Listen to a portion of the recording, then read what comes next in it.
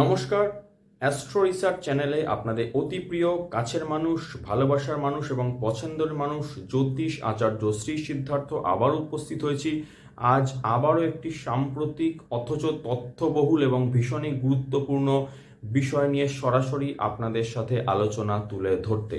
বন্ধুগণ, আজ আমি আমার এই অতি গুরুত্বপূর্ণ কিন্তু ছোট্ট ভাইটাল ভিডিওতে এপিসোডে আপনাদের সামনে আলোচনা করতে চলেছি মীন রাশিতে শনি এবং নেপচুনের একই ডিগ্রি একই নক্ষত্রে কনজাংশন এবং তার ফলে সারা বিশ্ব জুড়ে যে জল প্রলয় এবং জলবাহিত নানা প্রকারের যে ইনসিডেন্ট দুর্ঘটনা যা আপনারা বলতে পারেন, তাই নিয়ে একটি ডিটেল অথচ ছোট্ট এপিসোড।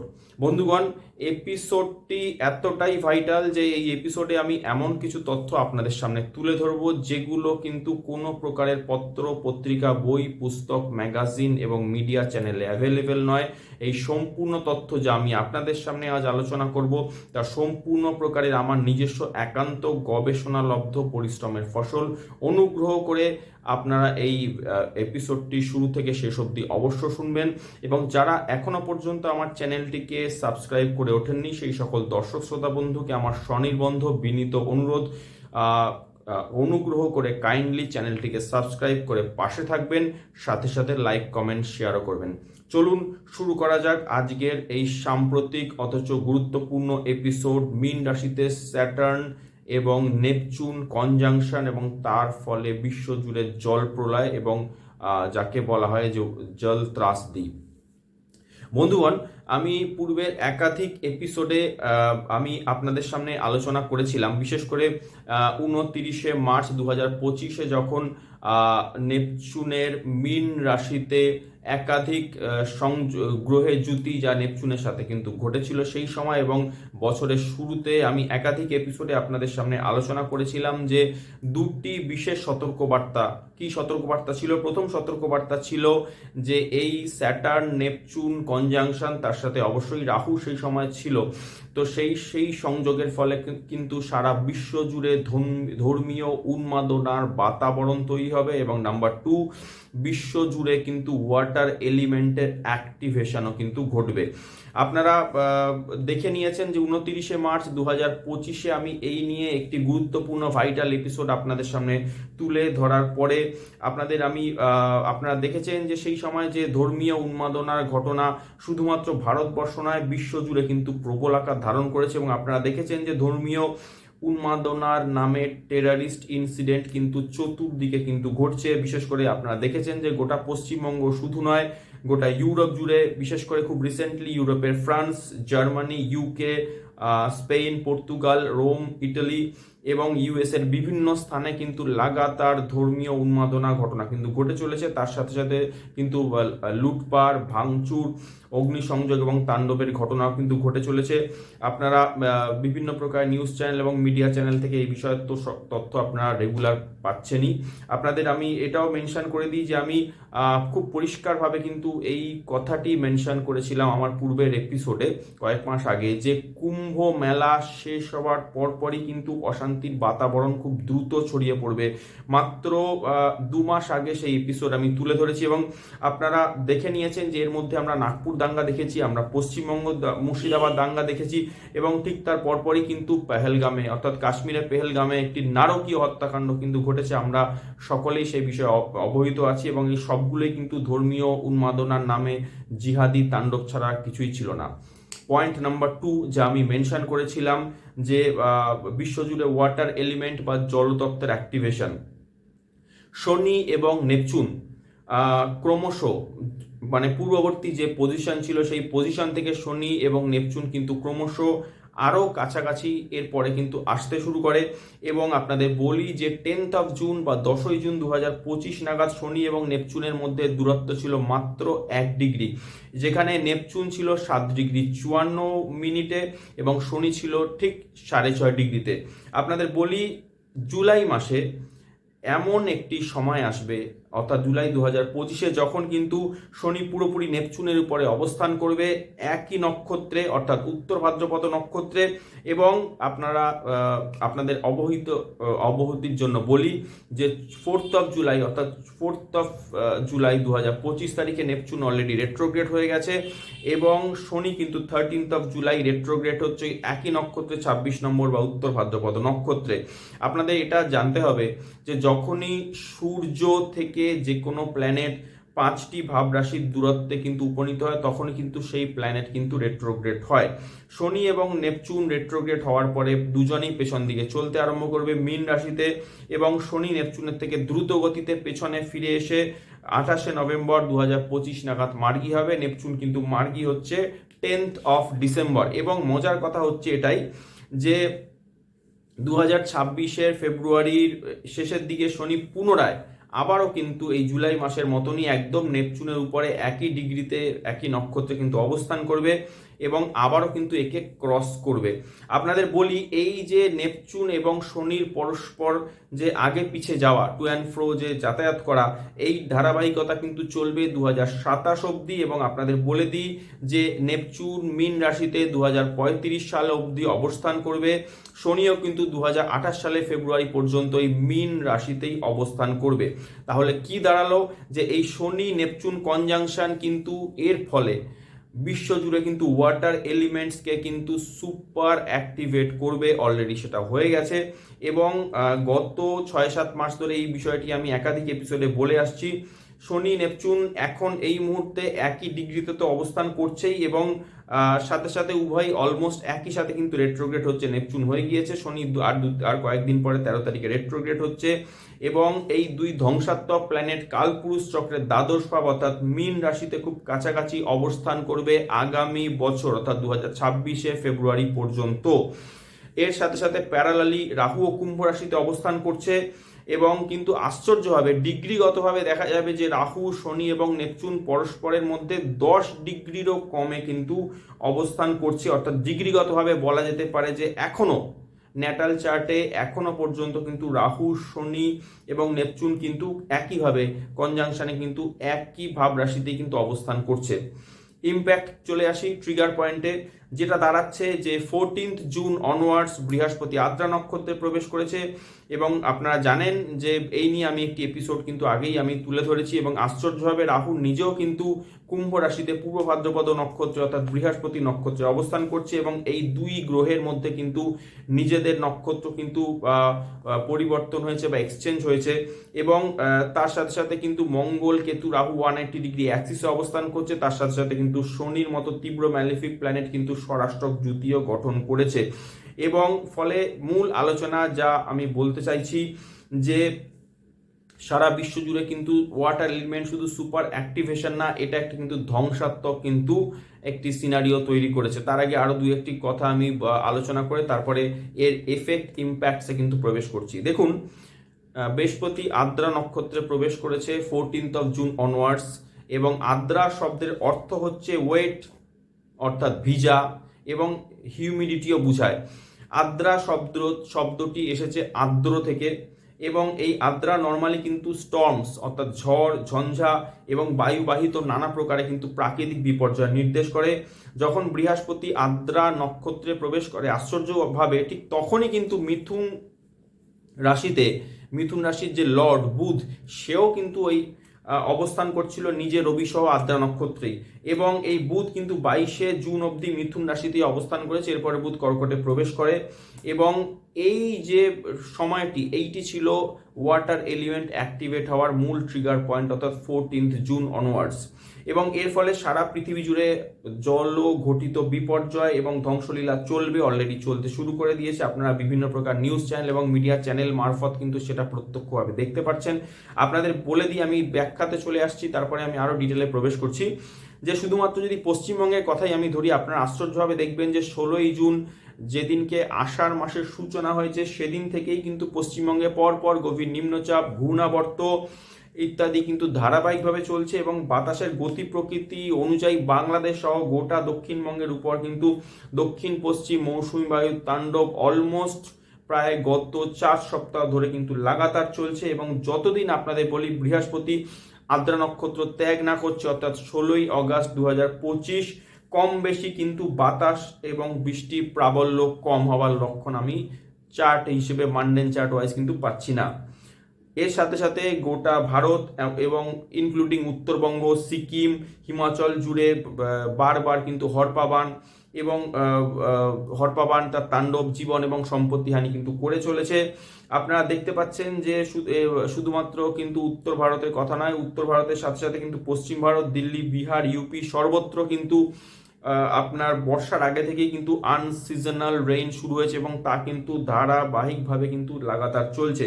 আমি যদি বৈশ্বিক আলোচনায় চলে যাই তাহলে দেখতে পাবেন যে রিসেন্টলি আমেরিকার টেক্সাস প্রদেশে কিন্তু ভয়াবহ বন্যার কারণে 80 জনের মতো মানুষ সিম্পলি মারা গেছেন। এখানে শেষ নয়, এছাড়াও কিন্তু আমি যা পাচ্ছি আপনারাও সেটা দেখতে পেয়েছেন যে বিশ্বের বেশ কিছু মহাদেশ এবং কন্টিনেন্টের থেকেও কিন্তু ফ্লাডিং এবং বন্যা সহ ধারাবাহিকভাবে কিন্তু প্রাকৃতিক বিপর্যয়ের ঘটনা কিন্তু সামনে আসছে।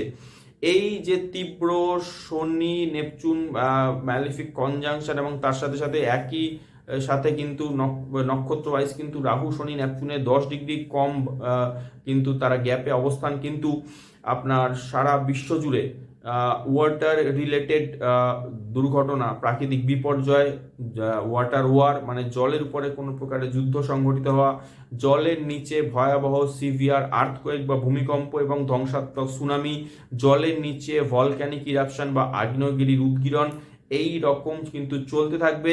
শুধু তাই নয়, জলবাহিত বিভিন্ন প্রকার রোগেরও কিন্তু প্রাদুর্ভাব এই সময় ঘটবে।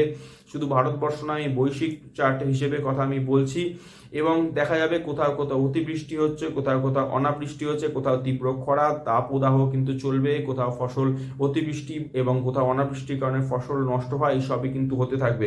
আপনাদেরকে আমি ব্যাখ্যাতে বলি, আপনারা দেখেছেন যে রিসেন্টলি গোটা ইউরোপ জুড়ে, আমি নাম বলে দিচ্ছি, France, Germany, Spain, Portugal, Switzerland, UK এবং ইটালি জুড়ে তাপমাত্রা কিন্তু 40 তার ঊর্ধ্বে 44 ডিগ্রি, কোথাও কোথাও কিন্তু 45 ডিগ্রি কিন্তু সেলসিয়াস ছুঁয়ে গেছে, এবং তীব্র দাবদাহ কিন্তু চলছে ওই সকল দেশে।